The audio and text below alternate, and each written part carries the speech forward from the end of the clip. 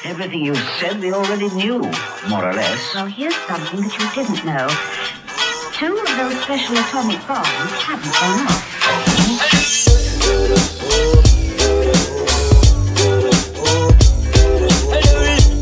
Selamat sejahtera. Kembali lagi kita ke rancangan Jom Sembang. Saya Syami Syamsuddin ataupun Syami Gama. Saya Jad ataupun Uzair Fazli.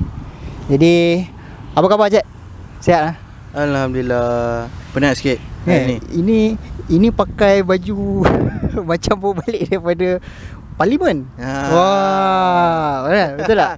Kalau kita ada Parlimen Malaysia, UKM pun ada Parlimen dia. Oh, kita ini panggil Parlimen Mahasiswa UKM. Itu antara topik yang kita nak bincangkan ha. Ya, Kita nak tengok apa yang ada dekat ni kan. So kepada kawan-kawan dan juga penonton-penonton, kita dah release first episode dan juga highlight-highlight. So terima kasih lah kepada yang menonton dan sudi untuk mendengar luahan kami. Hari tu kan menarik juga, walaupun kita dah bagi segmen-segmen. Saya teringat waktu saya angkat kaki ni, saya ada post video kat TikTok. Okay. Perlu saya post. Lepas tu ada orang komen, apa budak-budak ni cakap angkat kaki silang. So kaki silang jadi isu kan. Saya macam, apa benda saya? Okay. What trigger tu? Trigger asal benda pula. Saya kata, kenapa pula? Salah ke saya silang kaki kan? Macam nama pun santai. Lepas tu dia tak balas lah, dia senyap.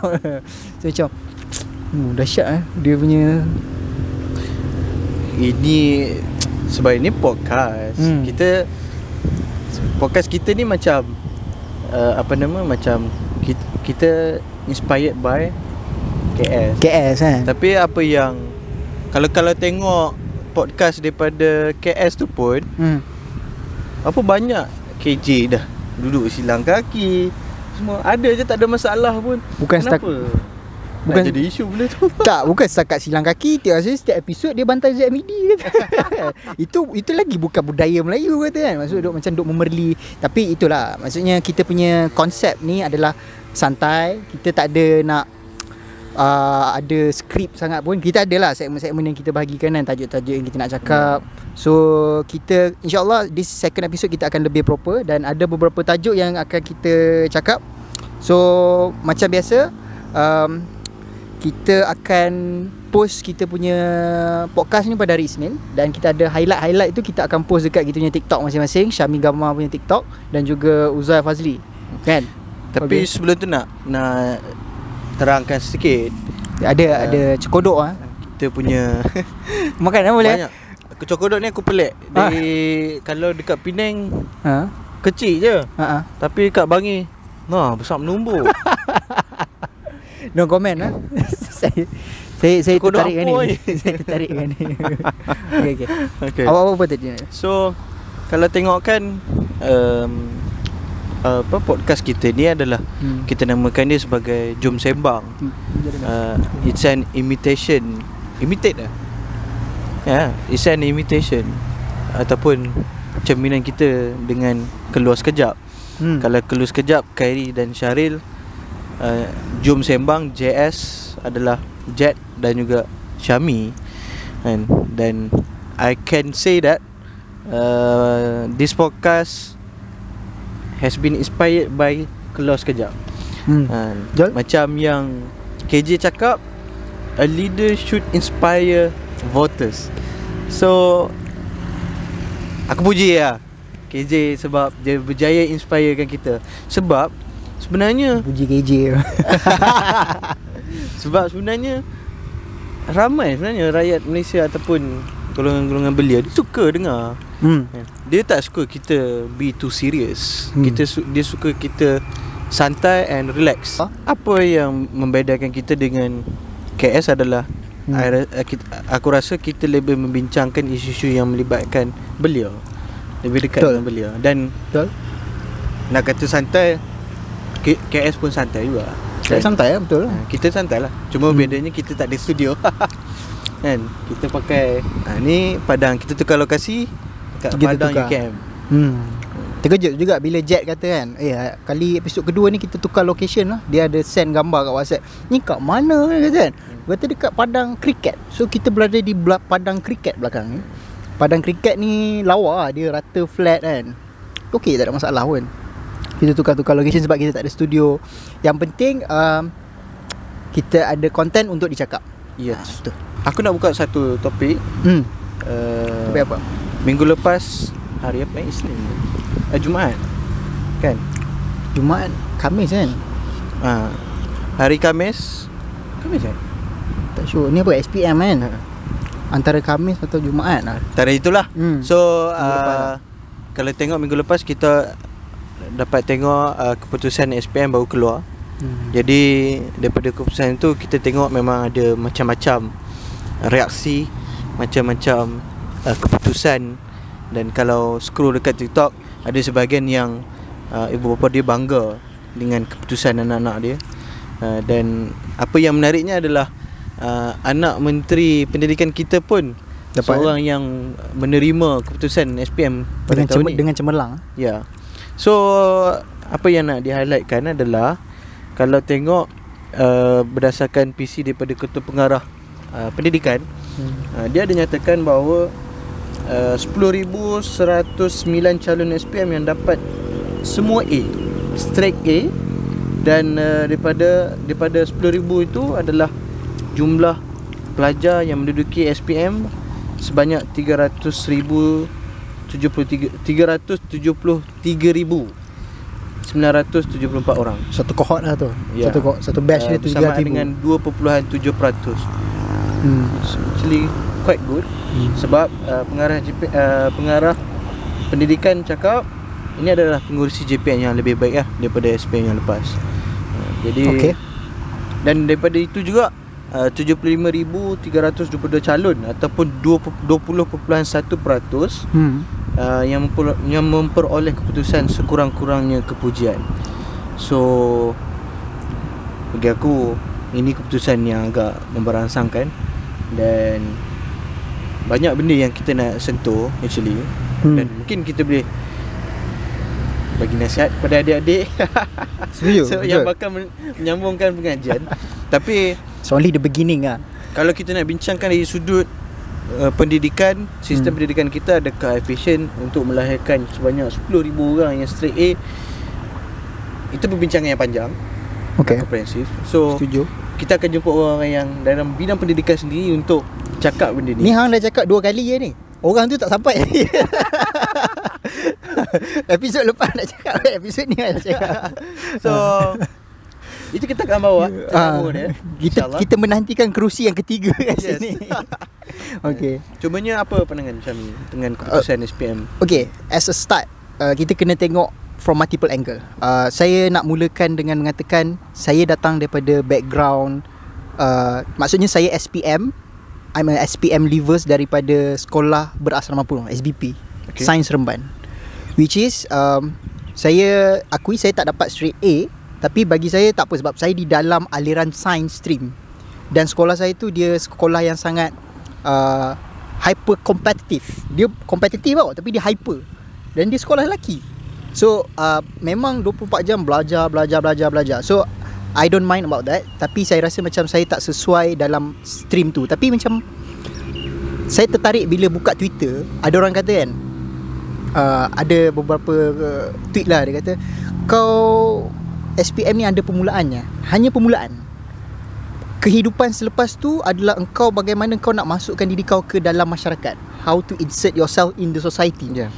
Kau gagal atau berjaya SPM tu tak menentukan segalanya. Sebab dia kata kalau kau gagal dalam SPM, ada kemungkinan kau menjadi seorang yang berjaya dalam masyarakat. Kau kaya, jadi businessman apa dia kata. So tak ada apa-apa yang rugi pun apa. Tapi kalau kita dapat keputusan yang cemerlang, tak ada masalah lah. So dalam cerita SBP tu, kami dulu ceritanya kami akan bertanding Grade Purata Nasional. Grade Purata Sekolah, GPS. GPN lah. GPN tu national. So GPN ni macam ni je. Makin rendah nilai dia tu, makin power sekolah tu. Contoh sekolah Jet dulu sekolah mana? Ini yang susah nak mengakui. Boleh dedah ke tak boleh? Boleh kot. Boleh. Sekolah pondok. Sekolah pondok. Sekolah agama. Sekolah agama lah kan. Tapi SPM lah betul kan? SABK, yes. Okay. So di Penang kan? Orang Penang. So contoh Jet lawanan sekolah saya. Sekolah Jet dapat 1.5. Sekolah saya dapat 1.2. Jadi sekolah saya lagi bagus daripada sekolah Jet. So dia makin rendah, makin dekat dengan kosong, makin dia power. So macam mana nak tentukan dia dekat dengan kosong tu? So sekolah tu kena dapat banyak straight A. Dan kalau dia dapat straight A plus, contoh kan, straight A dia ada 100 orang, straight A plus dia ada 20 orang, confirm insyaAllah dia punya GPS dia tu mungkin dalam 0 point something. Pernah terjadi. Ada sekolah dulu pernah dapat, sekolah asrama. Jadi dulu it's about numbers. Kita bergaduh, kita bersaing tu kan. Tapi saya macam kata kan, yelah, kawan-kawan saya sekarang dapat straight A, straight A plus, semua dah berjaya apa semua. Tapi saya realise bila dah habis, it's not only about you get straight A atau tak dapat. Dia macam mana kita nak craft kita punya masa depan. So saya waktu tu saya dah kata, aku bukan orang sains, aku adalah orang sains sosial. Itulah nampak saya lah, kata. ciri-ciri tu ada.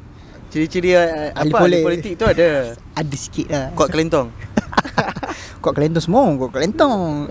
Tapi hakikatnya saya kata, cikgu, tapi saya tak nak jadi ahli politik sangat. Tapi tak apalah, awak carilah benda yang sesuai. So itulah saya ambil diploma pentadbir awam kat UiTM, sambung degree sains politik dekat UKM. Memang minat pentadbiran dari dulu? Saya memang orang yang sangat birokratik. Orang yang sangat yalah, benda-benda yang social science ni. Jadi cukup sampai situ. Jadi saya rasa sekarang 10,000 orang tu ramai gila dapat straight A. 10,000 orang tu. Okay. Itu dalam, saya baca satu artikel, dia kata dalam sejarah Malaysia itu antara yang paling tinggi. 10,000 tu. Okey. Tapi hang kena ingat, 10,000 yang dapat straight A, 70,000 tak dapat sijil. Hang tengok tak nombor belakang tu? 70,000 orang tak dapat sijil, means dia tak pas bahasa Melayu dan sejarah. So if you fail BM and correct me if I'm wrong, tapi dia sistem dia macam tu. If you fail BM, you fail sejarah, you tak akan dapat sijil SPM tu. You tak boleh ambil sertifikat tu. 70,000 orang tak dapat. So kita duk bangga dengan 10,000, tapi orang tak tengok kenapa kita ada 70,000, which is nilai yang paling tinggi juga dalam sejarah. Betul. Orang tak dapat, which mean our young generation lah. So saya rasa sistem pendidikan kita fail bukan sebab apa, sebab COVID satu. Betul, itu betul. Tapi kita macam saya ingat lagi Nur Izzah kata, kita tak ada sistem pendidikan yang kalis masa depan. Maksudnya kita tak prepare anak muda kita untuk benda-benda yang macam, kalau dia tak minat science stream kan, okay, it's okay, you boleh pergi vocational after this. Oh, kalau you tak minat benda ni, you boleh pergi pilot. Oh, you tak minat ni, you pergi ni. Our system doesn't work like that. Our system work with how society works. Okay. Kalau hang tak di dalam science stream, maksudnya hang student yang bodoh, betul tak? Itu betul. Dulu pernah. Ada tak? Dulu waktu aku sekolah memang macam tu. Sampaikan ada yang budak sekolah aku yang dia berebut nak masuk kelas account, science stream sebab duduk kelas depan. Dia punya mindset lah. Yes, instead of dia masuk apa yang dia minat. Dia masuk sebab okay, ni kelas depan masuk. Jadi lepas tu dia akan wujud pula perception yang bila orang ni ambil science stream, orang ni ambil account, dia akan nampak orang yang ambil science stream atau account tu lagi pandai daripada orang yang ambil sastra. Jadi something wrong with our education system lah. Tapi apa yang menariknya yang Syami cakap tadi tu, yang disentuh berkenaan JPN, kalau tengok daripada artikel-artikel yang keluar, dalam artikel tu dia state KPM tak nak keluarkan ranking sekolah yang terbaik dari keputusan SPM 2022. Which is for me bagus jugalah. Sebab dia tak mewujudkan persaingan. Sebab kita bukannya nak ikut result oriented, which is nak follow siapa yang result straight A banyak, dia yang lagi bagus. Betul. Sebenarnya kita nak tengok macam mana pertumbuhan pendidikan budak-budak tu. Adakah dia benar pegang ataupun faham dengan ilmu yang disampaikan. Kenapa SPM diwujudkan? Kenapa kita buat pecahan-pecahan bidang dan sebagainya. So what pandangan Syami? Keputusan ataupun tindakan KPM tersebut? Bagi saya setuju dengan benda tu. Dia tak keluarkan. Tapi kita orang sini buat ranking. Kita dah ada ranking tu. Yeah. Member saya dah keluarkan. Tak, Sekolah Satu Malaysia. Tapi dia tak include kat MRSM. Sebab setiap kali keputusan SPM keluar, apa yang menjadi penantian kita adalah siapa nombor 1. Di kalangan SBP dulu. Kita akan lawan SBP dengan MRSM. So yang saya dapat sekarang nombor 1 adalah daripada Intergom. Ya, Sekolah Integrasi Gombak. Yes, SBPI Intergom. Gombak. Sekolah agama. Dalam list ada juga sekolah anak Menteri Pendidikan kita, Mawib. Oh ya, Semama Mawib. Ya. Ya, Sekolah Menengah Agama Majlis Agama Islam Wilayah Persekutuan. So saya rasa culture tu tak patut diteruskan lagi. Even dulu zaman dekat saya sekolah dekat Sains Seremban, kami tak ada kelas depan kelas belakang. Kami macam mana nak tentukan kelas depan kelas belakang tu adalah setiap kali exam kami kena tolong. Maksudnya dalam kelas kami tu ada yang sangat pandai, ada yang medium, ada yang mungkin not so tu lah kita kata kan. So kalau nak jadikan kelas tu nombor 1, kita kena macam dalam kelas tu kena semua subjek lulus, tak boleh fail. Barulah macam dia kata contoh nama kelas saya Gamma, nama Gamma tu nama kelas lah. So kadang-kadang kelas Gamma ni dapat nombor 2, nombor 3, kadang-kadang nombor 1. So saya macam okey tak apa lah, teruskan. Saya rasa sistem tu bagus dan tak perlu nak ada ranking-ranking apa semua lah. So saya rasa saya nak akhirkan dengan nasihat lah. Saya kata to all, kepada semua anak-anak muda yang baru mengambil keputusan anda, ingatlah itu adalah satu permulaan je. Tak ada apa-apa pun. Dia macam bukan tak ada apa-apa. Yes, it has something to effect on your life selepas tu. Tapi follow your heart. Follow your heart. Follow your dream. Ingat, selepas SPM, speed ni macam bukan kata macam mana kawan kau tu bukan akan, dia takkan sama dengan kau dah. Mungkin dia lepas habis SPM dia tak nak pergi universiti, dia nak kerja. Mungkin dia nak terus kahwin. Mungkin kau akan kahwin selepas kau ambil PhD. So dah tak ada siapa cepat, siapa lambat. Masing-masing ada pace. Follow your own pace. You will achieve what you want. Don't worry. Betul. Life is fair. Macam aku sendiri lah. Aku daripada sekolah agama, belajar agama, and then ambil science stream, and then pro degree tu ambil science stream juga, which is biology, and then lari pergi science social. Dan sekarang lebih melibatkan diri dengan politik, dan kerjaya pun mungkin melibatkan politik. Oh, hint. Parti mana tu? Takkan dia dah tahu dah. Dah pakai baju dah. Jangan risau. Dah tahu. Itulah. Okay. Next topic is tonight. Malam ni Mana ni? Ya, serius. Saya dah lama tak ambil bab bola ni tapi ya, saya check juga tadi macam punya malam ni. Malam ni 3 pagi. 3 pagi penentuan di mana bola sepak harus diselamatkan. So harus diselamatkan dengan cara semua penyokong menyokong Inter Milan. Macam tu. Semua harus bersolidariti dengan mereka. Ya. Untuk pengetahuan para penonton ataupun kawan-kawan kita yang tengok Jom Sembang, pada pagi ni pukul 3 pagi akan ada final lah. Final UEFA Champions League UCL antara Manchester City dan juga Inter Milan. So ini satu perlawanan yang menentukan nasib bola sepak.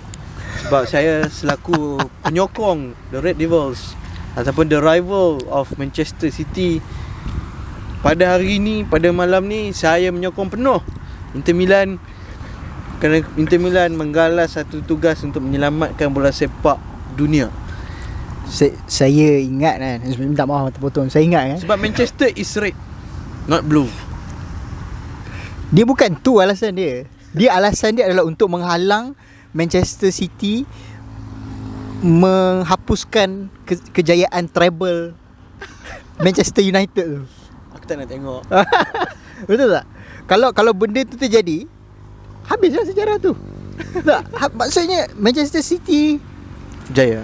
berjaya. Saya isytihar diri saya. Sebab saya tak sokong Man United. So if you don't support Man United, what you support? The other side lah kan. So saya sokong Man City lah. Ini satu pengkhianatan. Man United pun selalu kenakan teruk Spurs kan. So kita terpaksa buat balik benda tu. Saya macam okay, menarik. What is your prediction tonight? My prediction Inter Milan akan menang. Inter Milan akan menang. Tapi maybe dia menang dalam masa tambahan lah. Masa tambahan maybe 2-1. 2-1. Menarik. 2-1. So kalau betul ni hang kena buat sesuatu kat saya. Belanja ke. Aku okay, to be fair, aku boleh cakap Man City sekarang on form lah. Team dia power. Kalau dalam konteks CPL lah. Kalau kita tengok dalam konteks CPL, dia on form sebab player dia semua kita boleh rotate. Dia tak macam kau tengok Liverpool kan. Kalau first E dia tu salah seorang ataupun 2-3 orang yang injured ataupun red card, habis punuh tim tu. Game tu tak jadi lah. Tak jadi. Sama juga dengan MU. Ada yang injured memang habis, petak terus. Tapi Man City tak. Dia boleh rotate. Siapa-siapa pun boleh ganti. So nak predict kemenangan UCL malam ni, aku boleh cakap sengit. Sengit. Tapi aku rasa menang by penalty. Siapa? Of course Inter Milan. Inter Milan ataupun Inter Milan. Okay, menarik. Okay, That's it. Kita akan tunggu keputusan result pagi ni. Dan kita akan bincangkan kembali itu episod akan saya tertarik untuk menunggu status kawan-kawan pukul apa? Pukul 6 6 pagi. Jet lah selalu buat status. Habis-habis apa dia duk condemn, ingatkan coach boleh dengar. Dia condemn. Menjawai lah. Kalau MU kalah tu memang bad mood tu. Bad mood. Tak nak makan, tak nak apa semua. Tak nak. Okay. Itulah bola Alright. Okay. So next is kita tengok kita nak tengok komen-komen. Ya. Di YouTube. Mungkin YouTube tak berapa banyak sangat. Di TikTok lah. Ya. Sebab TikTok ni menarik bila Jet ni dia baru buat TikTok official dia lah. Nama dia Uzai Fazli. So saya buka dulu. So nak jadikan cerita, saya bagi satu highlight untuk dia post kan. So dia post lah. Bila dia post, dia ingat macam tak dapat hit kan. Lepas tu tiba-tiba Jet hantar message kat saya. Time tu saya tengah driving. Saya kata apa benda lah si Jet ni hantar gambar ni kan. Lepas tu saya pun dah habis sampai, saya buka lah macam TikTok. Tiba-tiba menjadi Lepas tu lah hati saya, memanglah menjadi TikTok kan, saya kata. Macam kita TikTok ni is modern, dia zaman modern punya weapon lah. Untuk communication kan. So kita nak tengok dulu apa yang di komen dalam sebab saya buka TikTok dia punya komen banyak. Walaun banyak. Saya pelik dia punya komen geng-geng, kita boleh kata kategori Perikatan Nasional lah. Kan? Betul tak? Cucu baca komen-komen. So aku akan petik lah satu. Apa yang menariknya, video TikTok yang daripada petikan daripada Jom Sembang. Korang boleh tengok full podcast dekat YouTube Syami Gama. Syami Gama Vlog. Syami Gama Vlog di channel YouTube. Tapi kalau korang nak tahu di scene ataupun sedutan daripada Jom Sembang tu, boleh tengok daripada TikTok masing-masing lah. So mine kind of vlog because first video untuk Jom Sembang ni masuk FYP lah. FYP guys. My first video of Jom Sembang 30k. And then another one is 9,500. So for me quite good lah. And then tapi apa yang menariknya, review bukan, untuk video kita kritik Sanusi. Kita kritik Sanusi tu dapat komen 100 lebih. And most of it adalah walaun. So aku akan pilih beberapa komen lah, tak banyak sangat pun. So ni ada antara salah satu komen kalau ada The Hulk ni, dia kata, wow, 43 trilion boleh settle terus hutang negara. Bukan, betul ada orang yang komen bawah dia yang cakap, bukan settle hutang je, Malaysia siam pun boleh beli sekali. Sebab video tu dia berkenaan tentang dakwaan kerajaan negeri Kedah ataupun negara Kedah Negeri Kedah. Pasal 43 trilion. So sebabkan itu ramai yang trigger dan banyak yang komen. So dia algoritma tu baca tu orang Kedah lah nampak video tu. Ya, betul. Ada yang komen, walaupun yang komen panas tak apa, jangan koyak. Tu. Dia dah bagi warning. Ada yang komen cakap dapat allowance. Macam mana Syami? Yang allowance tu? Allowance apa? Orang kita pun ibu pejabat ada tahu ke dia buat podcast ni? Kalau dapat allowance tak duduknya kat sini. Tak ada kan. Dia bagi kita studio kan. Macam kalau UMNO kan tingkat 38. Wow. You know the exact location Exact location. Okay. Yang ada satu yang komen, RM 43 trilion tolak dengan 1.5 trilion hutang negara. Baki 41.5 trilion. Kedah negeri terkaya di dunia. Terbaik. Tapi menarik lah sebab bila video jet tu masuk FYP, dia masuk FYP, orang yang komen tu adalah orang-orang yang daripada geng-geng Perikatan Nasional.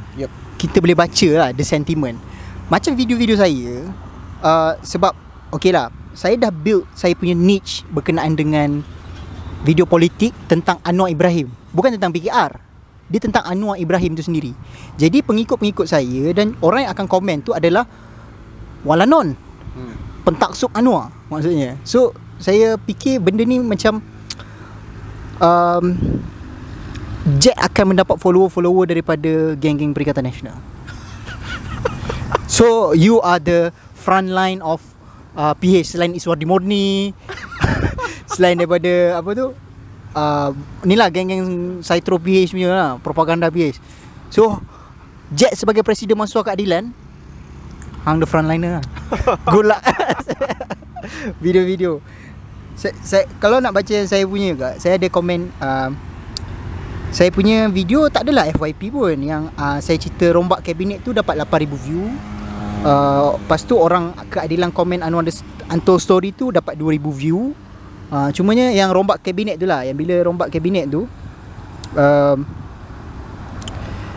ada orang komen, dia kata Zafrul kalah PRU tapi jadi Menteri MITI. Nampak tak ada benda memayangi dia demi karier politik. So saya rasa betul lah apa yang Jack cakap tu. Maksudnya orang nampak yang kalau rombakan kabinet tu berlaku dan Zafrul tu dikeluarkan, orang tak pelik sebab dia tak ada jawatan, dia tak menang pun kawasan di pemilihan raya umum. Technical staff lah. Yes.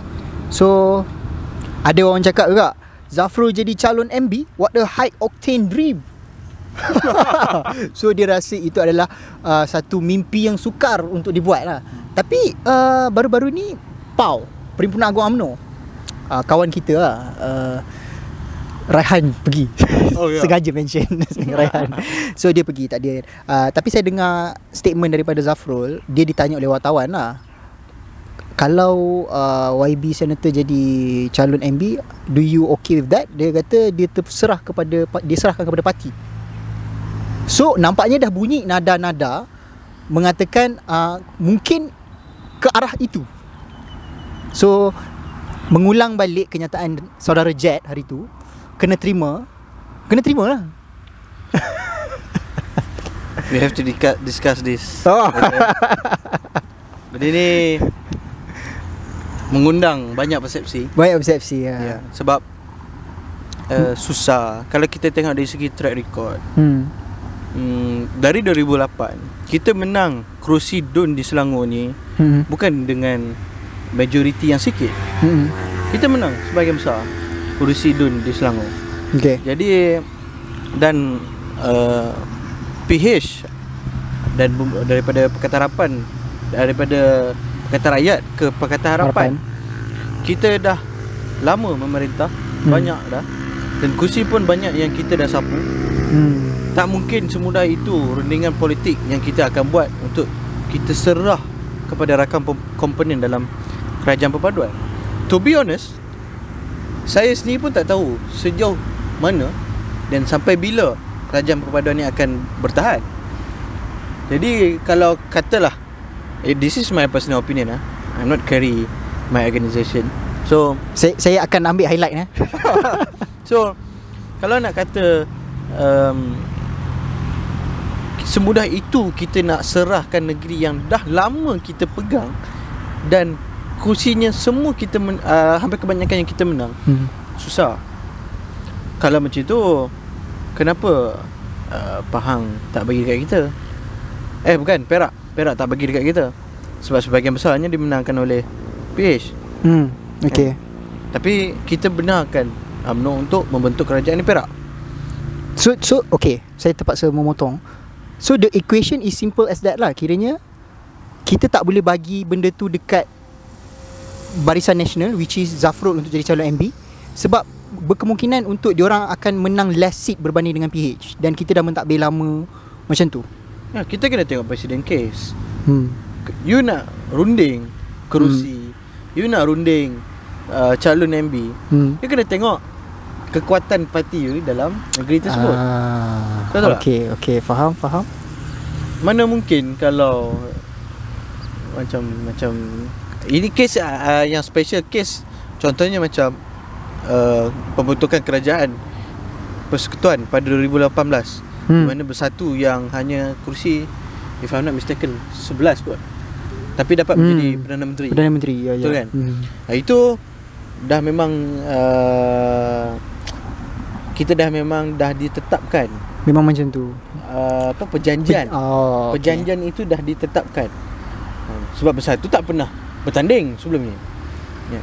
Jadi kita kalau rundingan antara kita, sebab dan itu pun itu hanyalah rundingan di antara parti-parti komponen dalam PH. Bukannya melibatkan entiti lain macam Barisan Nasional. So bagi aku sukarlah. Tanya personal opinion, sukar, tapi apa keputusan parti aku terima. Ini dia memang kita boleh berargumentasi, kita boleh berwacana, panggil pengamat-pengamat politik, maksudnya contohnya doktor daripada sains politik untuk mengulas benda ni. Tapi di akhirnya keputusan tu berada di dalam dua genggaman tangan. Empat lah, maksudnya yalah, di dalam dua kepala, which is satu Datuk Seri Anwar Ibrahim, dan yang kedua Datuk Dr. Ahmad Zahid Hamidi. Maksudnya kalau kedua-dua tu setuju dan ada deal di belakang, kita tak boleh nak kata apa, betul tak? Betul. Macamlah juga sebelum ni pun, no Anwar, no DAP. Tapi akhirnya yes Anwar, yes DAP. Anwar pun nyanyi lagu UMNO dalam Perhimpunan Agung. Ya, betul. Itu lain. Itu ada topik, next topic. Okay lah. Okay, so guys, Parlimen Mahasiswa, Jet, apa komen saudara Uzai Fazli, Parlimen Mahasiswa? Saya tak boleh komen sebab ada isu conflict of interest.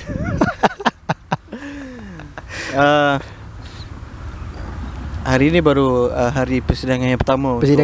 Okay. Parlimen Mahasiswa untuk sesi kali ini.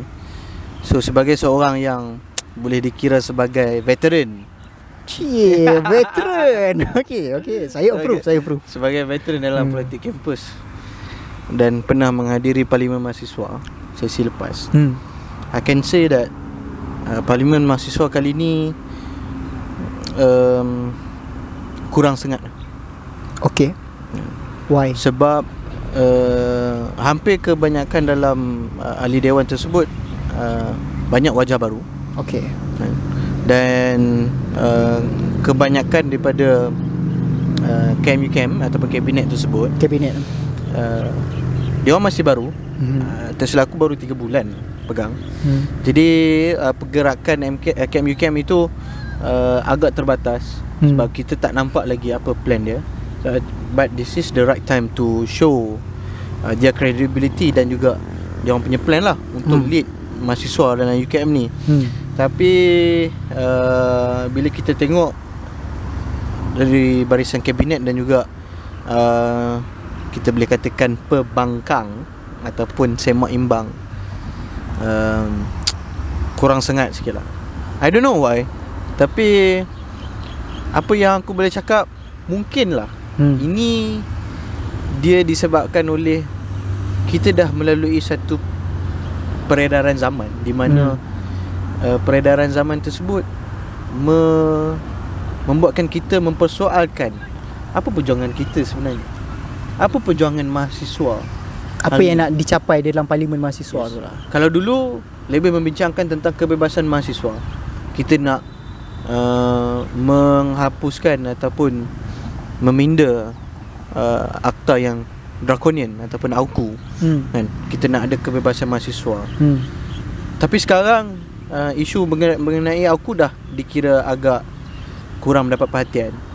Jadi mungkin bukan kecelaruan, kita kata perjuangan mahasiswa itu ke mana sekarang.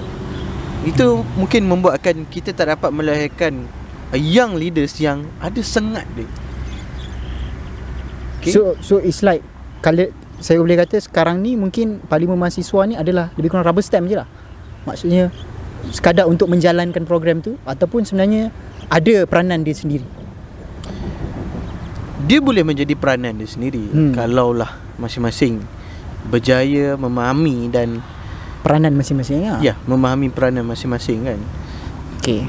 Kerana untuk menjadi seorang majlis perwakilan pelajar ataupun dalam konteks UKM adalah kesatuan mahasiswa, ia tidak hanya dengan kita buat program.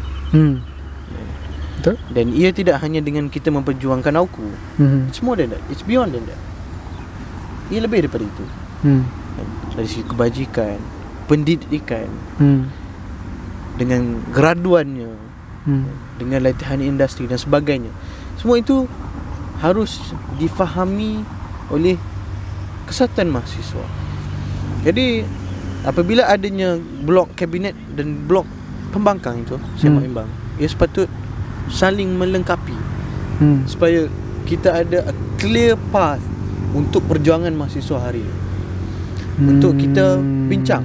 Jadi sepatutnya perbincangan yang dalam parlimen mahasiswa tersebut sepatutnya ada satu perbincangan yang konstruktif.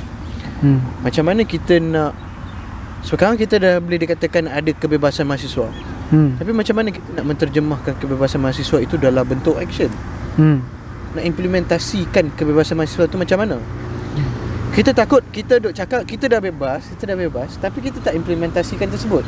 Sebagai contohnya, adakah Camp UKM hari ni mendapat satu pelawaan daripada pentadbiran untuk bekerjasama menganjurkan minggu orientasi? Kita tak nak dalam istilah pertolongan, HCP meminta pertolongan. Kita nak istilah kerjasama antara Camp UKM dan juga HCP. Penganjuran bersama lah maksudnya. Yes, maksudnya kita collaborate untuk anjurkan minggu orientasi yang bukan sekadar enjoy dan fun untuk mahasiswa, tapi intelektual, kena dengan universiti. Itu hanya salah satunya lah. Kalau nak sentuh benda lain, ini speaker dewan agak sensitif lah. Oh ya, itu tak boleh disentuh ke sebab masih lagi bersidang kan. Okay, kita akan komen nanti. Komen juga benda tu. Next episode. Selepas bersidang. Habis dah bersidang lah. Okay, so saya bersetuju dengan Jet. Maksudnya saya menarik sebab Jet bercerita berkenaan dengan peranan Exco Semak Imbang. So bagi penonton yang sedang mendengar dan juga menonton, Exco Semak Imbang ni adalah, kita kata, KMUKM ataupun Majlis Perwakilan Pelajar yang bukan berada di dalam kabinet. Maksudnya dia tidak ada jawatan eksekutif yang spesifik. Dia adalah Exco, tapi nama Exco dia Exco Semak dan Imbang. Tetapi peranan dia sepatutnya di dalam parlimen adalah untuk menyemak imbang. Jadi kalau mungkin saya tak tahulah sebab saya tak tengok full parlimen tu macam mana. Tapi kalau betul-betul semak dan imbang, dia perlu ada pertentangan idea dalam sebuah usul tu lah saya tengok kan. So I'm not sure macam mana benda tu berlaku.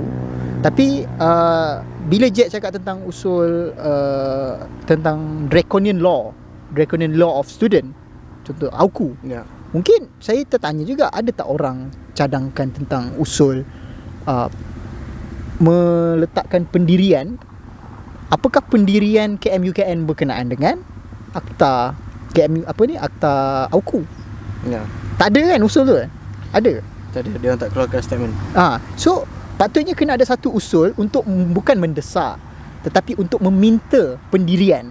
Dalam bahasa luar parlimennya adalah mendesak, tapi dalam parlimen kita berbahas. So kita meminta apakah pendirian KMUKM berkenaan dengan akta universiti, college universiti. Dan bagi saya benda tu yang akan mencetuskan perbahasan yang hangat. Walaupun orang kata parlimen ni adalah untuk menyelesaikan masalah, tetapi kalau kita tengok zaman Aristotle apa semua dulu, tempat parlimen ni adalah untuk kita berbahas, dialektika. So bagi saya isu-isu kontroversi perlu dibahaskan. Kalau dia tak dibahaskan, kita bukan nak, yalah saya faham ucapan TNCHP tadi, saya dengar dia kata bukan nak kita nak mencari kontroversi dan menyelesaikan benda yang tak boleh nak selesai, tetapi benda tu perlu kita tanya kan? Ya, betul. Kita kena ada satu haluan yang jelas lah dan tuntas lah dengan apa yang kita dah buat. So tak boleh nak komen panjang. Kita kena tunggu juga apa yang dah habis nanti, apa hasilnya. Full comment next episode lah. So guys, baru-baru ni minggu lepas kita ada satu isu di dalam parlimen berkenaan dengan isu laporan ketua audit negara yang mendapat tentangan kuat daripada Barisan Pembangkang untuk tidak dibahaskan. Bagi saya benda ni kelakar lah. Maksudnya kalau orang yang tak tahu politik, tak tahu apa itu parlimen, kenapa pula dalam parlimen tak boleh nak bercakap tentang isu rakyat? Betul tak? Jadi orang akan rasa macam ini politik lagi lah ni kan. Tapi masalahnya benda ni dibuat oleh Perikatan Nasional. Jadi bagi saya ni bola tanggung lah kepada Pakatan Harapan untuk betul-betul smash kepada Perikatan Nasional. This is our agenda. Kita memang betul kita nak bawa perbahasan berkenaan dengan laporan ketua audit. Jadi kami buatlah benda tu kan. Tapi ini tak ceritalah yang contoh isu LCS ke yang tak nak dibahas tu kan. Nakal. No comment. Nakal. So macam mana pandangan Jack berkenaan dengan tak nak bahas ni? First of all, aku nak pendengar-pendengar daripada Jom Sembang faham apa itu laporan ketua audit negara. Kalau kita tengok, laporan ketua audit negara adalah satu laporan yang melaporkan ataupun merekodkan perbelanjaan negara, di mana kita akan melihat di dalam laporan tersebut ke mana duit rakyat pergi, berapa ketirisan, berapa pembaziran, berapa pembelanjaan negara. Ini benda ni benda yang sangat penting. Sebab kalau tengok antara isu yang antara hangat yang dibangkitkan mengenai kita punya perbelanjaan negara adalah selain daripada isu LCS yang muda duk tunggang tu, isu tu kepentingan awam tu betul tak? Awak tak tengok petua daripada yang dia petua. Dengar dulu. Sabar. Muda kena belajar bersabar. Saya tak tahu apa. Jadi contohnya isu macam ventilator. Ventilator. Ingat kan? Ventilator yang dilaporkan bahawa dalam ventilator tersebut ada 100 lebih rosak. Kalau if I'm not mistaken, correct me. 100 lebih yang dijanjikan untuk dapat, yang dibelanjakan, tetapi yang hanya dapat adalah 93 aku tak ingat, tapi something figures lah tentang tak dapat tu. Yang seperti nombor yang nak tu lah. Ya, tak dapat seperti nombor yang kita nak. Lepas tu daripada jumlah tu 93 unit tak boleh pakai. Rosak. Rosak. Dia macam mana dengan kontrak perbelanjaan? Ke mana duit tersebut? Kenapa isu ni boleh berlaku? Jadi penting untuk kita faham. Dan kalau kita tengok kalau secara konvensionnya dalam parlimen mahasiswa pula, Parlimen Malaysia, secara konvensionnya laporan ketua audit negara memang kita tak dibahaskan. Kita tak bahas. Betul. Tapi kita bentangkan. Cumanya aku tertarik dengan kata-kata satu petikan, I quote, daripada MP Pasir Gudang, Pak Hassan Karim, Pak Hassan, yang dia menyatakan ini adalah satu reformasi parlimen yang kita nak buat, di mana laporan ketua audit negara harus dibahas kerana kita nak menilai dan meneliti perbelanjaan negara tersebut. Jadi apabila pembangkang dia tak nak bahas, something wrong lah. Apatah lagi laporan ketua audit negara tersebut adalah pada tahun 2021. So waktu pentadbiran Muhyiddin Yassin lah. Pentadbiran Muhyiddin Yassin, Perikatan Nasional. Bila dia mempertahankan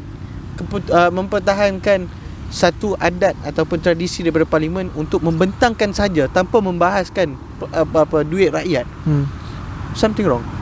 Ini satu benda yang tak betul. Sedangkan aku sebagai seorang rakyat Malaysia semestinya nak tengok benda ni untuk kita teliti. Benda ni sangat penting.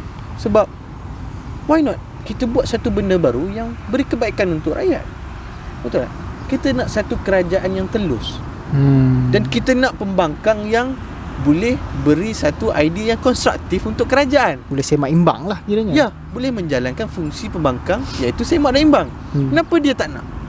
Something wrong, bro. Can I continue my argument? Ya. Okay, I have to be devil advocacy ataupun melontarkan idea yang bertentangan. Bukan saya melontarkan idea saya pun. Ni idea yang kita dengar daripada hujahan Perikatan Nasional di dalam parlimen tu sendiri. Bila saya bangkitkan daripada MP Putrajaya, Razi Jidin, dia kata kenapa Razi Jidin dan juga MP daripada SIK, tak silap saya, dan MP daripada SIK Kedah ni, dia ada dalam PAC. Jadi dia kata apa? Dia kata Tuan Yang di-Pertua, kita nak bentang ni berapa lama? Kita nak bentang ni sampai sehari ni ke sampai bila? Lepas tu Yang di-Pertua kata, ya, kita nak bentang hari ni je, mungkin dalam beberapa jam, sambung esok. Tak cukup macam tu. Kalau yang macam tu nak dibuat, tak perlu bahas. Sebab bagi tugasan itu kepada PAC. Saya berada dalam PAC, dia kata. Itu adalah tugasan PAC. PAC lebih teliti dan lebih ada masa. PAC ni untuk pandangan untuk makluman penonton, dia adalah satu jawatankuasa khas yang berada dalam parlimen. Dalam tu ada beberapa ahli parlimen. Pengurusi dia adalah daripada pembangkang. So dia kata, biarlah PAC yang selesaikan benda tu, yang berbahaskan benda tu apa semua. So that's number one. Number two, daripada Putrajaya, Yang Berhormat Razi Jidin, dia kata kenapa kita kena membahas benda yang audit ni adalah benda yang penyelesaian tu dah dijawab oleh pegawai-pegawai kementerian pada waktu kita kata laporan audit tu siap. Betul tak? Contoh Kementerian Pendidikan. So waktu ada something wrong dalam kementerian tu, so Jabatan Audit Negara pergi ke kementerian tu dan tanya kepada menteri dan juga pegawai-pegawai, kenapa pembelian ini ada masalah, kenapa ni tak sampai, kenapa ni. So dia dah bagi jawapan semua. Dah bagi jawapan dah waktu tu. Dan kenapa kerajaan nak bahaskan benda yang dah ada jawapan? Itulah katanya. So what's your stand on that? Kalau walaon masuk ni dihantar benda tu je. Okay, so aku actually I'm quite disagree with the statement. Sebabnya kalau kita tengok ada beberapa persoalan daripada laporan ketua audit negara tersebut hakikatnya tak dijawab secara penuh. Dan apabila kita memanglah PAC itu memperincikan dengan teliti pembelanjaan negara, tapi apa yang kita nak wujudkan adalah kita nak ahli parlimen tersebut, bila dia kaji dengan laporan ketua audit negara, dia akan membangkitkan persoalan-persoalan yang memang sepatutnya rakyat tahu. Faham tak? Mungkin sebahagiannya, contoh dalam laporan ketua audit negara tersebut ada beberapa persoalan yang sepatutnya dibangkitkan dan dapatkan penjelasan. Tapi apabila kita hanya bentang tanpa membahaskan tersebut, maka kita takkan mewujudkan satu perbahasan ataupun perbincangan yang konstruktif mengenai perbelanjaan negara. So itu penting sebab kita perlu tengok dan teliti beberapa persoalan yang ada dalam laporan kontrak negara itu dengan lebih terperinci. Kita kena tengok lah yang mana yang patut di-highlightkan. Macam aku cakap tadi lah, I'm not sure yang isu ventilator tu dah dijawab ataupun belum. Tapi itu antara isu hangat lah. Sebab ventilator, vaksin, macam mana isu-isu ventilator itu boleh terjadi sedangkan pada ketika itu negara kita dalam keadaan kritikal. COVID-19, berapa ramai yang mati oleh kerana ketidakcekapan pentadbiran lah benda tu. So penting untuk kita adakan perbahasan. Okay. Itu adalah reformasi parlimen yang kita perlu buat. So it's fair untuk kita tutup benda ni, mengatakan bahawa perbahasan tu perlu dibuat untuk kita mengangkat isu-isu yang berkeutamaan dan perlu diketahui oleh rakyat. Yeah, exactly. Dia bukan untuk menelanjangkan pentadbiran di sebelah lama. Yeah. Tapi kalau kita nak cakap dari sudut politik, dari sudut politik kita boleh cakap Perikatan Nasional ni tak berapa nak bersih dan stabil. Jadi PN tak best. Tak best. Okay. Sebab kenapa kau takut? Kenapa hang takut nak kita bahaskan tentang laporan Ketua Audit Negara? If you are best, which is bersih dan stabil, you takkan takut dengan reformasi parlimen ini. You akan sambut lagi. Okay. So setuju? I agree. PN tak best, Sanusi pun tak best. Tak best lah. So tak best kena pandai-pandai lah. Kena undi yang best lah punya. Okay. So I think we can wrap on that topic. Sebab isu tu pun masih lagi dalam perbahasan, ataupun rasanya mungkin dah habis dari perbincangan dia. Masih berlangsung lagi lah. Kementerian-kementerian yang terlibat sedang menjawab perbahasan yang dibangkitkan oleh ahli-ahli Dewan. Dan minggu depan pun kalau tak silap saya, akan ada pembentangan kertas putih daripada YB Menteri Kesihatan Dr. Zaliha, berkenaan dengan GEG. Itu kita bahaskan minggu depan selepas dia bentangkan GEG. Jet sebagai penyokong atau saya tak tahu. Geng-geng ni bung motor. I have to do some research. Okay. And we will comment about this. My stand is very clear.